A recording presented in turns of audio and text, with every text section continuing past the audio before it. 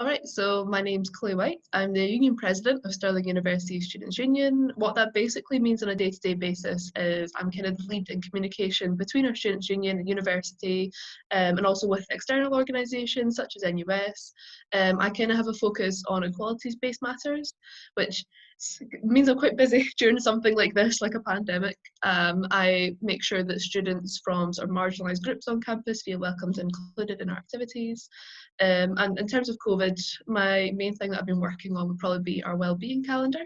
And this is quite cool. It's something that's now been recognised by other organisations. It's a sort of calendar of events for students who might be feeling a little bit isolated or in particular are still living on our campus, because we've had like over half of our students go home. So a lot of people have been saying that they feel they're struggling with loneliness and they're sort of missing the lack of contact. So we've got kind of everything happening from like live yoga to baking sessions, and it's been quite fun to see so far.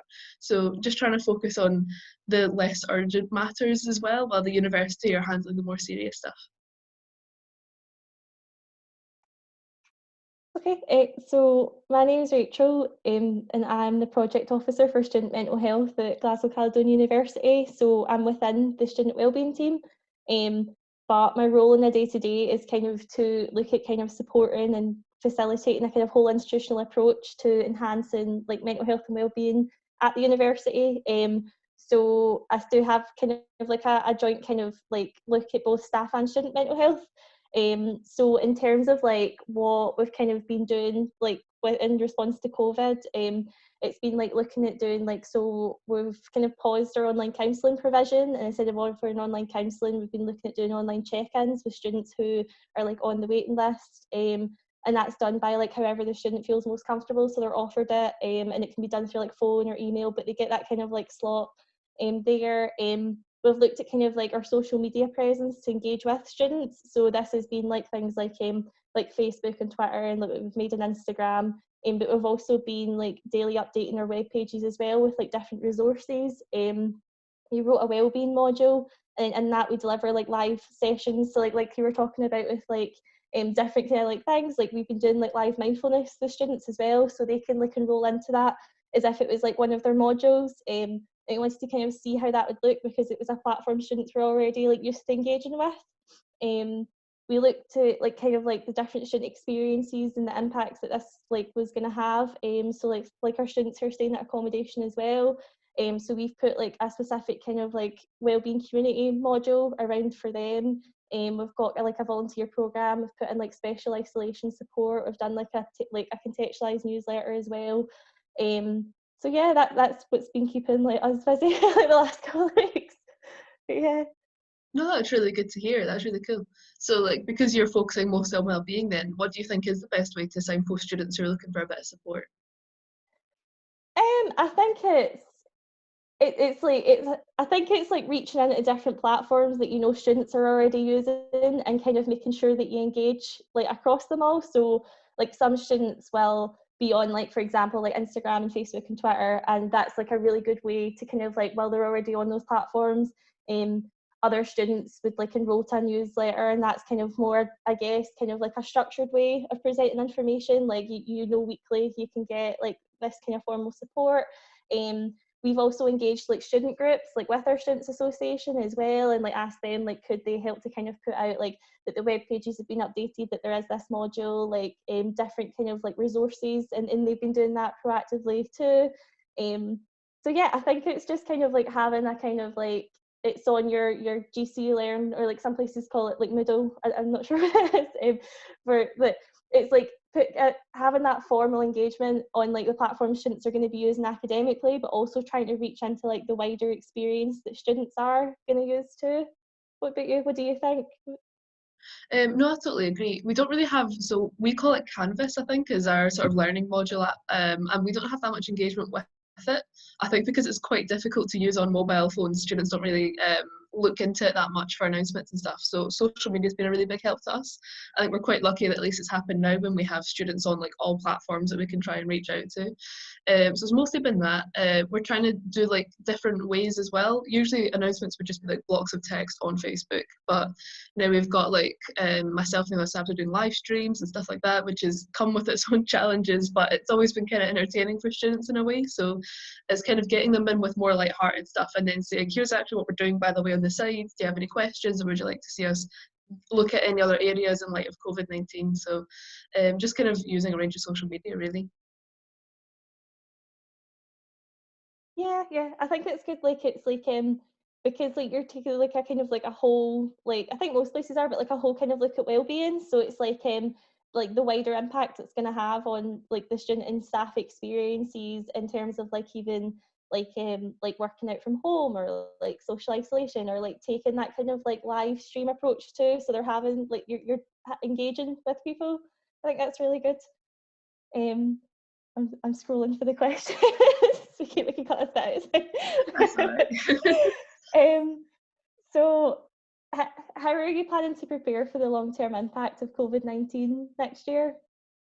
So we're already kind of starting those discussions with the university, which is difficult because we're not really sure what it's going to look like. You know, you've got all this news about like whether it's going to be a second wave, a third wave, and how long it's going to last. But we're kind of estimating what we think is going to happen, and the fact that the minimum measures like social distancing is probably going to be in place for some time. So we're hoping to move most of our content online come September. We don't really have any plans to change things like the term dates as of yet, but that could obviously change. A lot of our discussions are quite like confidential for now because we don't want to give students an idea of what might happen in case that all has to suddenly change quite drastically depending on the situation. But yeah, I guess we've done a lot of scenario planning. We're prepared for the kind of three routes that we could go down, whether everything's online, whether everything's suddenly miraculously okay. But we know that this is kind of decided, this is kind of like impacted the way universities are going to run from now on. Like whether the pandemic is still going on in September or not, I think all universities have kind of experienced how quickly they can be derailed by the removal of face-to-face teaching. So regardless of what happens, I think we're going to move to things a bit more online and like slightly more engaging content rather than always having to sit in lecture theatres. And our clubs and societies have been quite good at that too. They're kind of changing the way in which they reach out to students and moving a bit more online. So I think that's probably our biggest focus right now, is just seeing like what can we do with the information we have in the meantime. Yeah, no, that sounds really good. For us, it's been like quite similar because like nobody knows what the long-term like effect is going to look like. So we've been kind of like trying to look at it in terms of like the academic and the wider student experience as well. So like academically, there's loads of questions around like as you said, like will it be in person? Like will it be like online? Is it kind of looking at blended learning? But I think probably stemming from this will be a bigger increase in blended learning approaches. Because I think just now it's kind of increased people's confidence with using these different technologies. But we've been kind of looking at stuff around like, so like we developed this online module and then we've been like exploring like once we do transition back onto campus, like we're looking at like different areas of like what's been like really like engaged with, like what hasn't been so engaged with, how can we embed that when we go back. And just to kind of like look at like different like provisions that we can do. So we've also been using this time just now to look at like different training that our staff could do, and as like things like if we did move to like an online kind of like counselling or check-in approach, like is that something we could offer once we move back, because we've got like quite a lot of distance learning students in like a campus in London that we could like look at these different things for. Obviously that's like very blue sky like thinking just now, that's like I'm not making promises but it's like stuff we're considering, like when we're like what's happening beyond this, how are we transitioning back, like what is it going to look like and how can we support students and staff in the transition back in the same way, because I think expectations from people will be different because there is a unique experience like from universities, like both in delivering and receiving teaching and like your wider experience. I think that'll be really exciting to see. I mean, like, I think now might be quite a good time for universities to think about blue sky thinking, because at least while everything's shut, we can think of slightly more experimental ways to go about things. We were also looking at the online provision of counselling, so it's quite cool to see that other universities are looking at that as well, and kind of thinking maybe that might have an impact on our waiting lists and our waiting times, which is probably the thing that we struggle with most when it comes to counselling. But yeah, trying to find like the right way to go about it in a way that's still confidential and like actually benefits the student is hard at the minute. I'm just scrolling for a question as well, actually. So, kind of on the note of like reaching out to the students, then how do we support the students we might not have had contact with previously? So I think it's about kind of like identifying, so like just now if we get like new students that are like during the kind of like current circumstances coming like and seeking out support, it's about identifying like what support it is they're looking for and what we can offer. So for things like, so we know just now that like the service isn't offering online counselling, but it doesn't mean we can't refer to other services that are. But the student might not be coming to the wellbeing service like just for counselling. Like it might be like different things that we're doing. So like things like the live like mindfulness sessions, like the module, like different services and provisions and guides even that like we've produced or we know that like others in the sector have been doing. To kind of signpost appropriately, but also to make sure the students supported in that.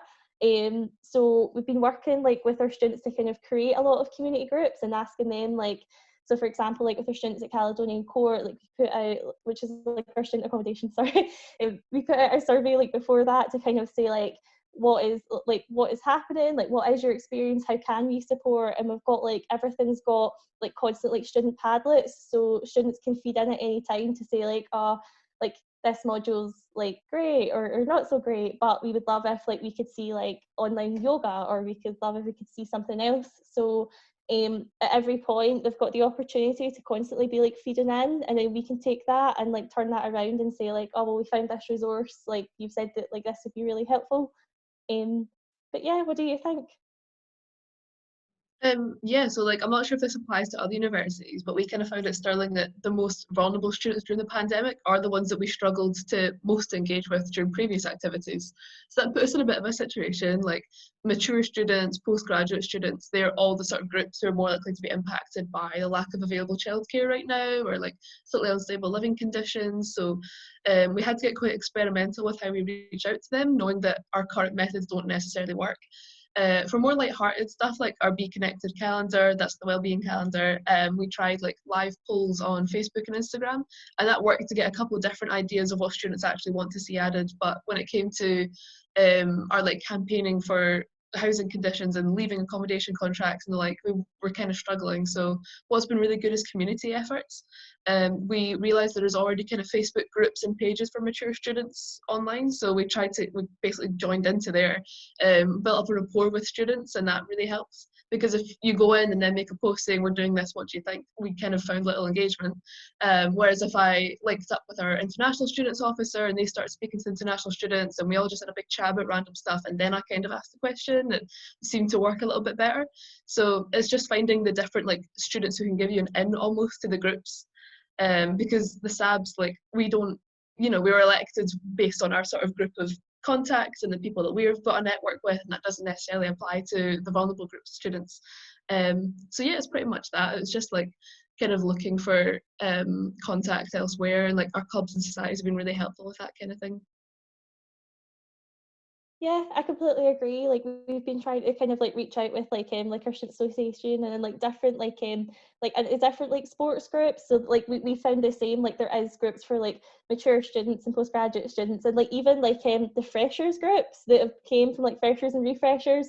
So we've kind of been like tapping into them and like asking like society leaders to kind of talk like with their committees, like with their students as well, and like to kind of communicate like both what's going on, but like encourage students to like tell us as well, like if they would really love to see a resource and it's not something that's on our pages, like 9 times out of 10 it will be offered somewhere that we can link into. But yeah, definitely.